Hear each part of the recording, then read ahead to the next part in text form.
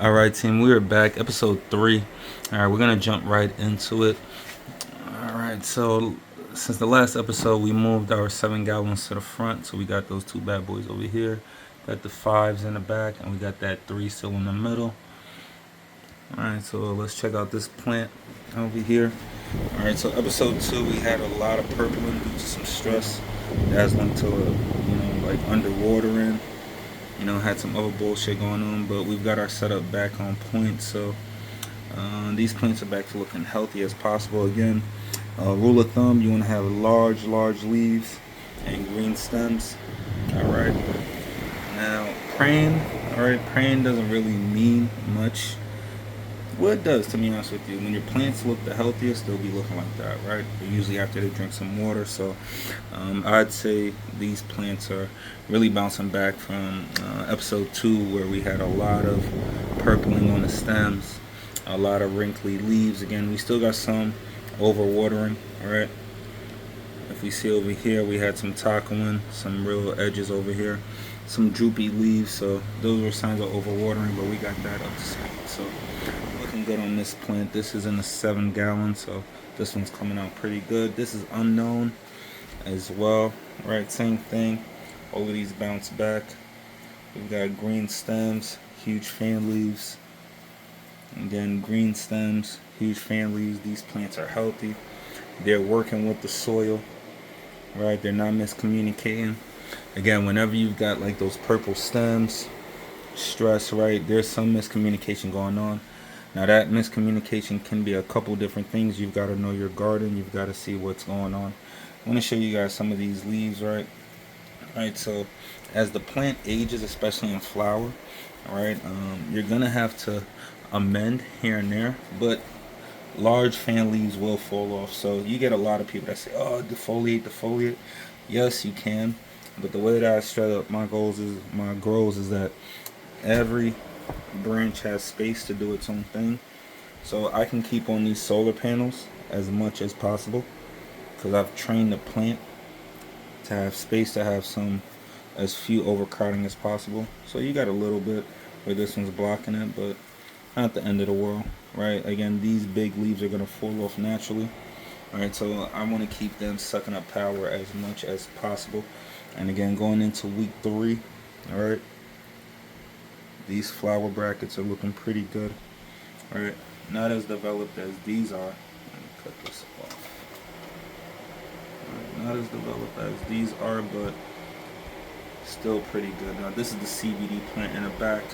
Like I said, this one's going to be done at about 7 weeks. So you see the comparison between these pre-flowers and these pre-flowers, right? Not even close. So then that CBD plant is just an animal. That one's in the back, but everything is looking good for week 2 heading into week 3. This 3 gallon, alright, this is really it. Like the structure.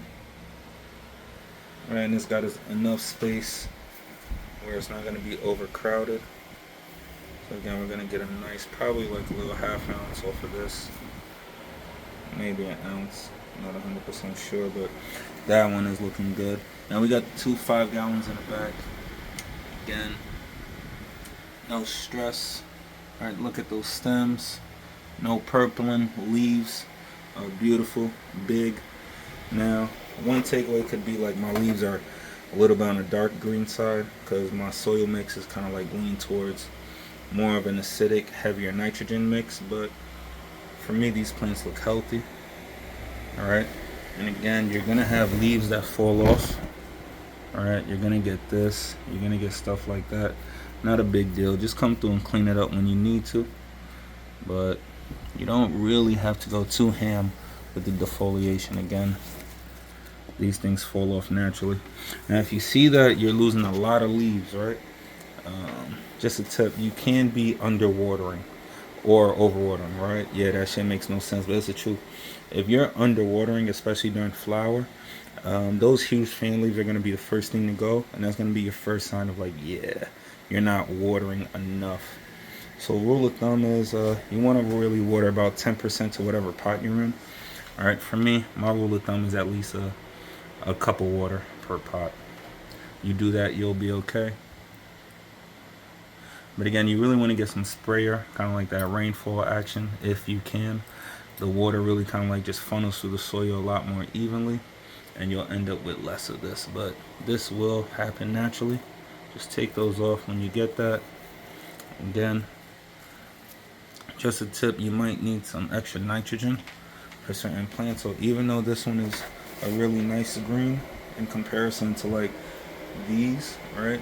It's not as green, so might be opportunity to feed this plant a little bit something, but we'll monitor this. But again, leaf loss is natural. All right, and that is the CBD in the plant in the back, the 5-gallon animal.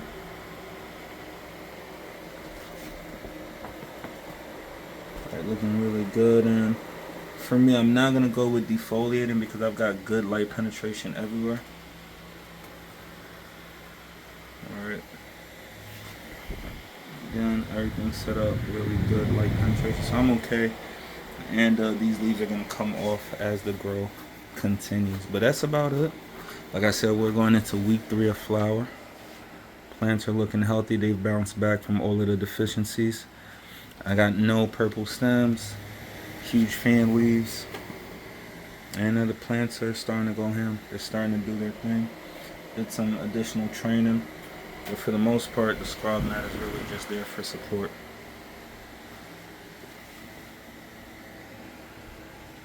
And yeah, that is a full 4x4. We are running the exhaust fan now. Alright, because it's just gotten too hot.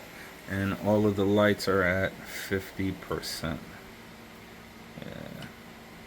Don't really want to go more than that 50%. Because it is hot as hell in here. In terms of the temperature, let's check that out. Okay. Alright, don't have this. This just not working right now, but I'd say it's probably about like 90 something in there. Let me see. Let's check this out. Alright, so right now it's 89 degrees Fahrenheit, 61 degrees, 61% humidity. We'll cut that off. And the humidity is okay, 61%. We probably gonna pull that down a little bit more. Probably want to try to get it down to 40% during the flower. But oh yeah, a couple of things. Just watered. My last water was with molasses. Watered some molasses, some Epsom salt, and some Big Bloom by Fox Farm, just to kind of like give it that tea effect. And I gave all of these plants 1 teaspoon of langbonite. All right, 1 teaspoon of langbonite to help it with the structure and the fruiting. All right, next water, probably like next week, I'll give it a little bit of 484 that I ordered. All right, some down to earth 484 rose feed. All right, I was gonna go to 284, but I'm gonna go to 484. Just 1 teaspoon. I think we'll be okay with that, and we're monitoring. All right, and yeah, so that's where we're at. We're probably not gonna feed it. Probably not gonna water with molasses and Epsom salt again. Probably for like another 3 weeks. Probably like end of week 4. All right. Well, we are looking good. Wow. Yep, this is what is possible in a 4x4. Yeah, I can't wait to do a seed to harvest one. But yeah, that's about it. I'm out of here. Gotta get in the shower. Got a large week ahead of me. Thank you guys for checking it out. Take it easy. Peace. Bye.